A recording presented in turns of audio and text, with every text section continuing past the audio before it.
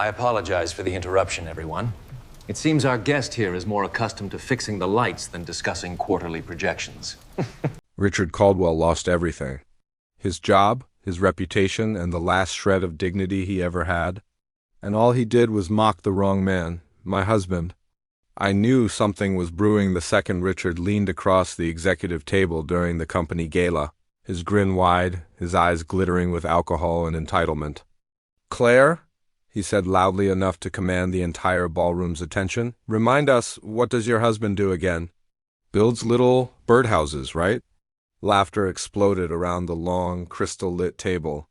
My husband Ethan stood beside me, his posture straight, his jaw locked, but not a single ounce of shame on his face. That was the thing about my husband, he carried dignity like armor. "He's a master carpenter," I replied evenly. "He just completed a luxury restoration on the Harrington estate." Richard swirled his scotch and gave the smirk. "I'd seen him use on countless junior associates he crushed." "Ah, yes, master carpenter. Fancy way of saying handyman, isn't it?" "That's adorable." More laughter.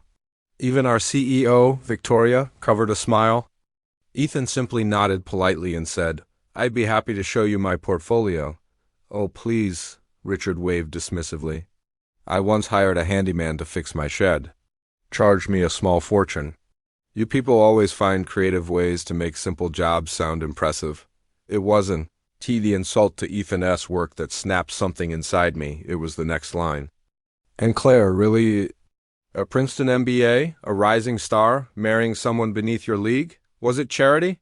Or did you just settle before you realized you could do better?" The cruelty was so sharp, the silence afterward felt colder than ice. Ethan squeezed my hand and excused himself with quiet dignity, leaving me sitting among elite executives who had just exposed how small they truly were. That was the moment I promised myself Richard Caldwell would regret every word, and he did. Because he had no idea who my husband really was, or who I really was. That night, after we drove home in silence, Ethan sat down at our oak kitchen island, the one he handcrafted, and looked at me with that calm, dangerous clarity. "Don't worry," he said, "he's ignorant.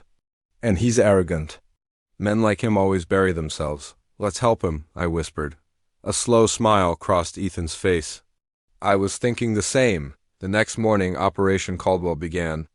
At work, I quietly went through 8 years of financial reports. Patterns emerged: strange saves, questionable numbers, inconsistencies nobody had ever questioned because they were too dazzled by Richard's success. Meanwhile, Ethan tapped into his network of contractors, suppliers, and wealthy clients. Those circles know everything. 3 weeks later, Ethan came home with the spark of victory in his eyes. "Remember Jake? The cabinet guy with the tattooed parrot?" I nodded. He did secret work on Caldwell's estate paid in cash, and Claire. "There's a hidden room, soundproofed, separate entrance, no permits."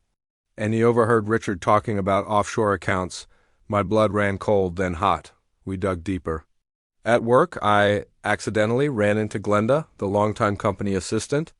One caramel macchiato later, she spilled 10 years of suspicious Caldwell behavior, fake emergencies, secret meetings, missing days that magically aligned with major deals.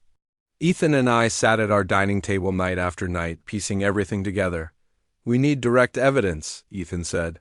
"Then we get inside his house," I replied. Ethan smirked. "Already thought of that." Enter E. Montgomery, Ethan's elite high-end designer alias, a man who worked only for celebrities and billionaires. We set the trap. At the CEO's garden party, the Harringtons casually bragged about E. Montgomery's exclusive work loud enough for Richard to hear. Suddenly, Richard felt out of the loop. His ego couldn't stand it. He practically begged for an introduction. 2 days later, E. Montgomery walked into Richard's mansion disguised with glasses, styled hair, a new accent, and a vintage Rolex. He returned home 3 hours later with photos of whiteboards filled with shell company diagrams, secret financial flows, offshore account notes, and even references to the Westmore acquisition numbers that never added up. He also planted a recording device disguised as a power adapter. Within a week, we had everything: fraud, tax evasion, securities manipulation, and all of it came straight out of Richard S.'s smug mouth inside his secret room. The timing lined up perfectly with the board's meeting to approve a major merger Richard's supposed masterpiece. That morning, I put on my charcoal suit and slipped Ethan's USB drive into my pocket. Richard stood at the head of the conference room, charismatic and confident. When he finished his presentation, applause filled the room. Then Victoria said, "Any questions?" I stood, "Yes," I said. "I have some." The room froze as I inserted the USB drive. First slide, Westmore acquisition fraud. Second slide, comparison of actual versus falsified numbers, gasps. Richard turned red. "This is nonsense." Third slide, photos of his secret whiteboard. Fourth slide, audio of Richard confessing. "No one needs to know about the commit arrangement." His voice filled the room. Panic erupted. And then, perfect timing, the Seki walked in. "Mr. Caldwell, you are under investigation for securities fraud." He was escorted out of the building. His wife filed for divorce the same day. His empire crumbled in 1 hour. As he was dragged out, he hissed at me, "You won't win." I smiled. I already did.